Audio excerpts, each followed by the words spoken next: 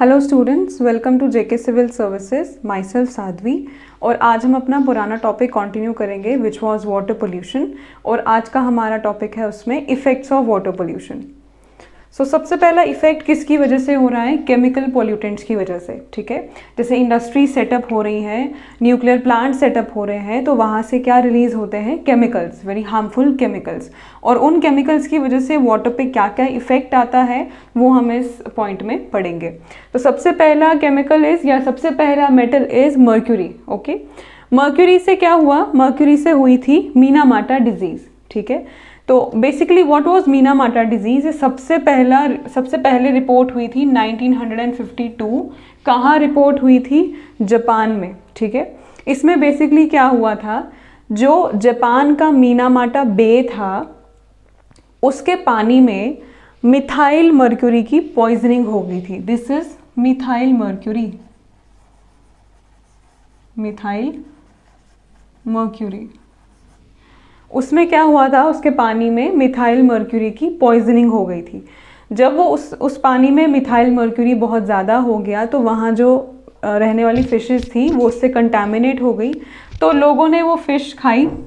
जब लोगों ने वो फ़िश खाई तो अल्टीमेटली वो मिथाइल मर्क्यूरी लोगों के बॉडी में चला गया। ठीक है, उससे क्या हुआ? उससे उनकी जो सेंसरी फंक्शंस थे, जो हाथ पैर का हिलना, ये सब बंद हो गया। ठीक है, तो उसी डिजीज़ का नाम उन्होंने क्या रख दिया? Minamata disease. ठीक है, it was first reported in 1952 due to eating of fish captured from, कहाँ से पकड़ी थी वो फिश? Captured from methyl mercury contaminated Minamata bay of Japan.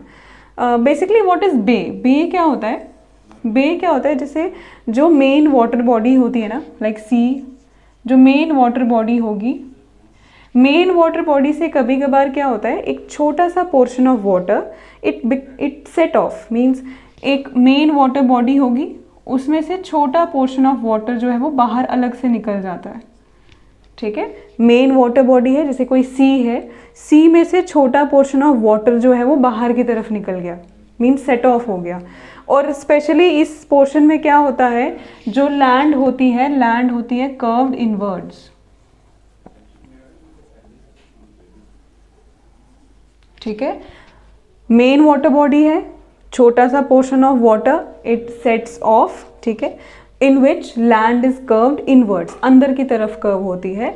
उसी पोर्शन को, उसी छोटे पोर्शन को आप क्या बोलते हो? बे। ठीक है, तो जो जापान का मीनामाटा बे था उसमें क्या मतलब उस किसकी कंटामिनेशन हो गई थी? Methyl mercury. ठीक है, देन सेकंड आता है लेड। लेड से क्या होता है? Plumbism. What is plumbism? Basically जब आपकी बॉडी में लेड की क्वांटिटी बहुत ज़्यादा बढ़ जाए और जिससे आपको बोन्स में पेन होना शुरू हो जाए, ठीक है, उसको आप क्या बोलते हो? प्लम्बिज्म। Then cadmium. कैडमियम से कौन सी डिजीज़ हुई थी? Itai disease. इसको और एक और नाम दिया जाता है आउच डिजीज़ या इट हर्ट्स डिजीज़। इसका नाम ऐसा क्यों पड़ा है, आउच या इट हर्ट्स डिजीज़? इसमें क्या हुआ था, इसमें जो जापान का टोयोमा सिटी था वो कंटामिनेट हो गया था कैडमियम मेटल से। ठीक है, इस कैडमियम मेटल के कंटामिनेशन होने की वजह से लोगों में जॉइंट पेन और स्पाइनल पेन बहुत ज़्यादा होने शुरू हो गई थी। तो जहाँ पर भी उनकी बॉडी को टच किया गया उनको हर पोर्शन में दर्द होना शुरू हो गई। इसीलिए इसको क्या बोलते हैं? आउच डिजीज़ या it hurts disease. It was first reported in 1947 in Toyama city of Japan. ठीक है, और अदर पोल्यूटेंट्स जैसे निकल, आर्सेनिक, क्रोमियम, ये भी क्या करते हैं? They also harm the aquatic plants and animals. तो ये कुछ केमिकल पोल्यूटेंट्स हैं विच कॉज वाटर पोल्यूशन। फिर वाटर पोल्यूशन का सेकेंड इफेक्ट इज ओडर। अब जैसे फॉर एग्जाम्पल क्लोरीन है, अमोनिया है, हाइड्रोजन सल्फाइड है, H2S, या अमोनिया गैस या क्लोरीन, जो ये क्लोरीन, अमोनिया, हाइड्रोजन सल्फाइड है, इससे क्या होता है? इससे जो पानी है उसका बहुत ही ज़्यादा अनप्लेजेंट ओडर हो जाता है, बदबूदार हो जाता है पानी बहुत। ठीक है, या कभी कभार एल्गी की ग्रोथ ही बहुत ज़्यादा हो जाती है जिससे पानी जो है वो काफ़ी ज़्यादा अनप्लेजेंट ओडर प्रोड्यूस करने शुरू हो जाता है। ठीक है, फिर आता है टेस्ट। अब जैसे फॉर एग्जांपल डिटर्जेंट्स, मैंगनीज या कुछ हाइड्रोकार्बन्स की वजह से जो पानी का टेस्ट है वो ख़राब हो जाता है, इम्पेयर्ड।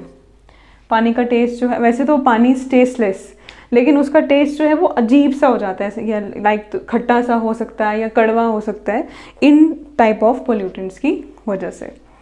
देन उसके बाद आता है आपका टर्बिडिटी। तो टर्बिडिटी में क्या होता है, पानी जो है इट बिकम्स मडी, मिट्टी जैसा हो जाता है, ठीक है, या उसको टर्बिड आप बोल सकते हो।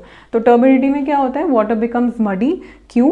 क्योंकि पानी में कभी कभार मिनरल डस्ट या सिल्ट या कुछ पार्टिकल्स इतने जमा हो जाते हैं, सस्पेंड हो जाते हैं, जमा भी आप नहीं बोल सकते, सस्पेंशन हो जाता है उन पार्टिकल्स का, जिसकी वजह से जो पानी है वो मिट्टी मिट्टी जैसा आपको मतलब फील होता है, ठीक है।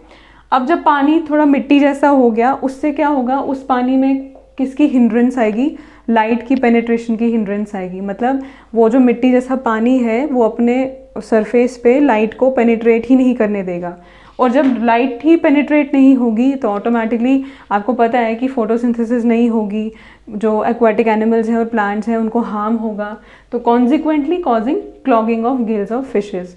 फिश के जो गिल्स हैं वो क्लॉग हो जाएंगे, तो अल्टीमेटली फिश मर जाएंगी। दूसरा, फोटोसिंथेसिस नहीं होगी, तो कॉजिंग या destroying both aquatic plant and animal life, ठीक है। देन उसके बाद इफेक्ट है स्लम एंड स्लज का।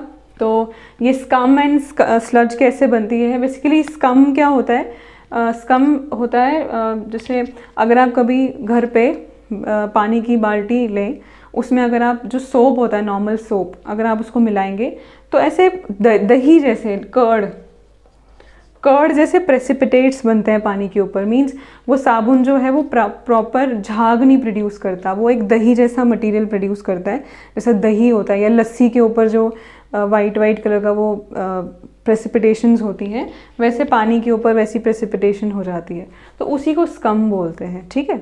तो ये स्कम और स्लज क्यों बनता है, होता क्या है कि जब आप पानी में ऑर्गेनिक वेस्ट बहुत ज़्यादा डालोगे तो उस ऑर्गेनिक वेस्ट की वजह से प्रोड्यूस होगा हाइड्रोजन सल्फाइड। जब हाइड्रोजन सल्फाइड प्रोड्यूस हुआ तो वो हाइड्रोजन सल्फाइड क्या करता है, मेटालिक आयंस के साथ कंबाइन कर देता है और क्या बनाता है, ब्राउनिश या ब्लैकिश सबस्टांस, उसी को आप क्या बोलते हो, स्लज।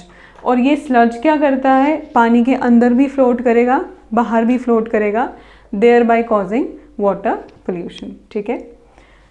देन उसके बाद ये जो स्कम है, स्कम कैसे प्रोड्यूस होगा, जैसे अगर आप पानी में डिटर्जेंट्स मिला दोगे या सोपी सबस्टेंस मिला दोगे तो उसमें कर्डी वाइट प्रेसिपिटेट्स बन जाएंगे, ठीक है, तो जिसकी वजह से पानी जो है वो पोल्यूट हो जाएगा। फिर आता है इसमें कलर।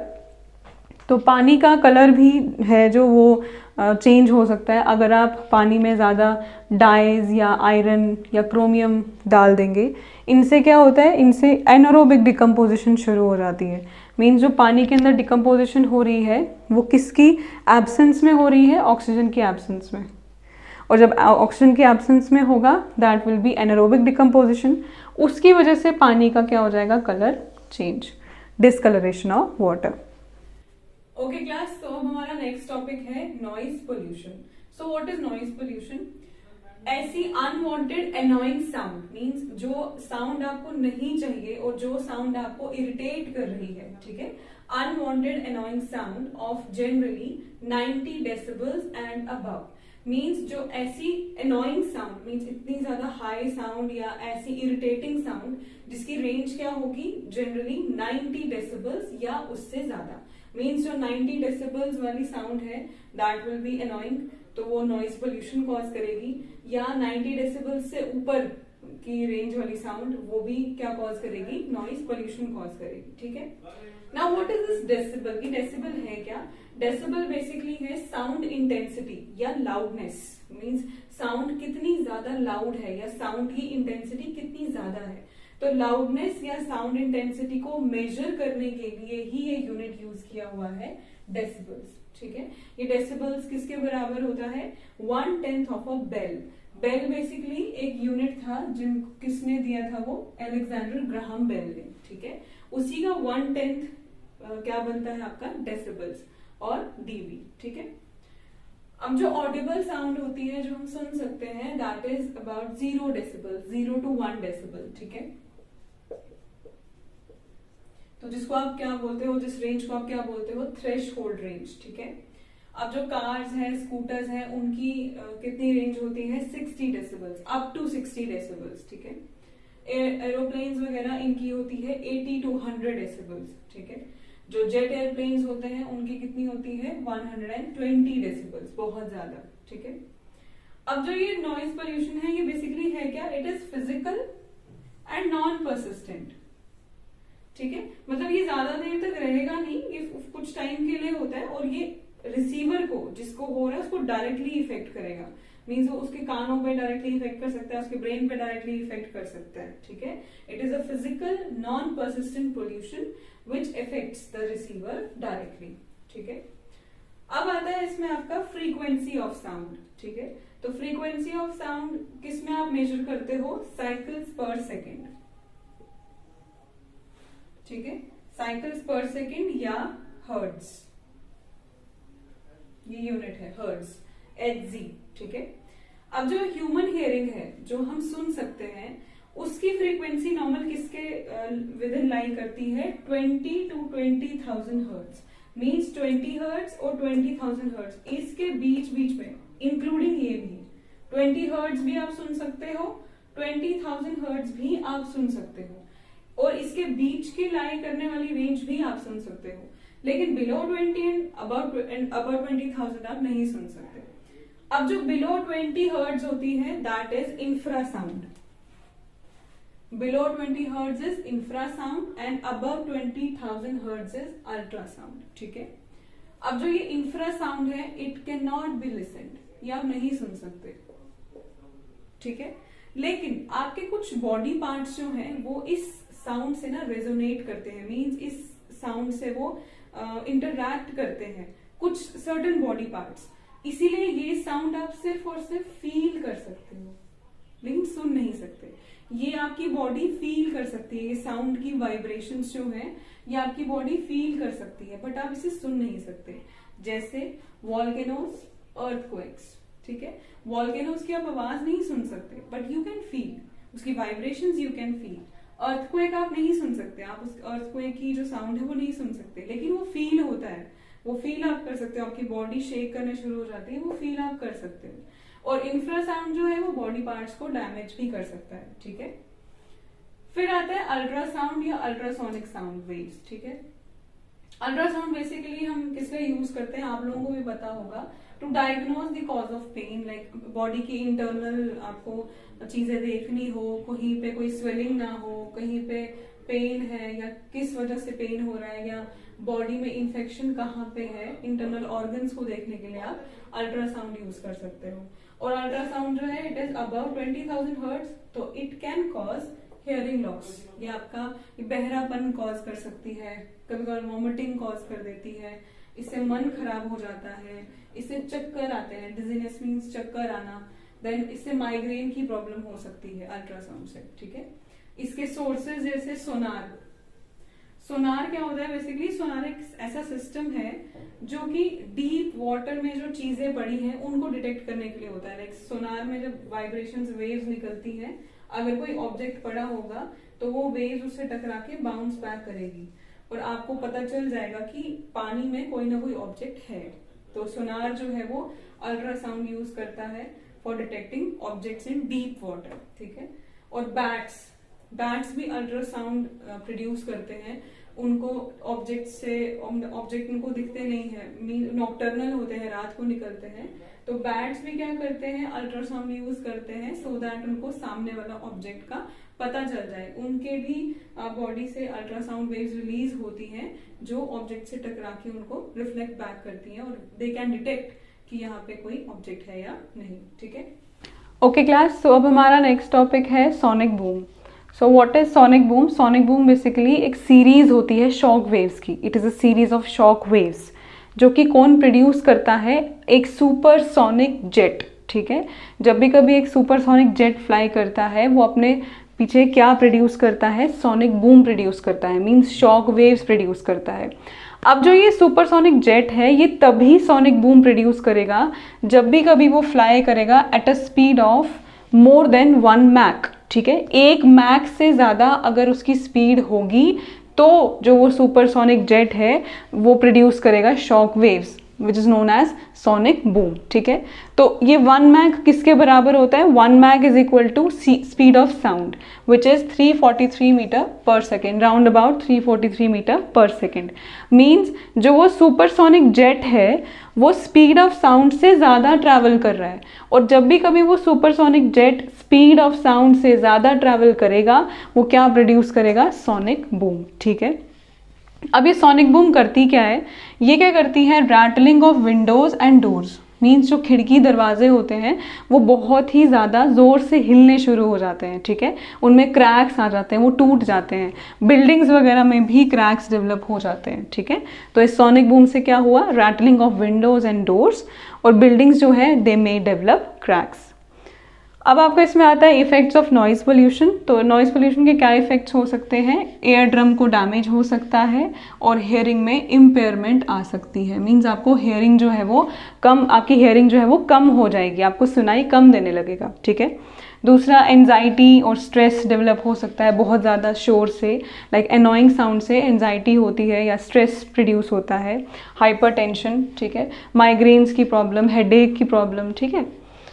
अब उसके बाद इसमें कुछ नॉइज़ लेवल्स मैंने लिखे हैं जो आप याद कर सकते हैं। ये डेसिबल्स में लिखे हैं सभी। तो ये कुछ नॉइज़ लेवल्स हैं। जैसे हेयरिंग का कितना होता है? इट इज़ 1 डेसिबल और 0 to 1 डेसिबल, ठीक है। Then normal conversation is about 50 decibel. Then trains की hooting, it is 130 decibels.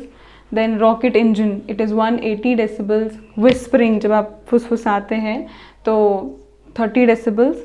Then normal breathing, जो हम नॉर्मल ब्रीथ करते हैं, it is 10 decibels. And thunder clap, जब बिजली कड़कती है तो इट इज़ 120 डेसिबल्स। तो ये कुछ नॉइज़ लेवल्स हैं, आप इन्हें याद कर सकते हैं। तो यहाँ आपका ख़त्म हुआ नॉइज़ पोल्यूशन।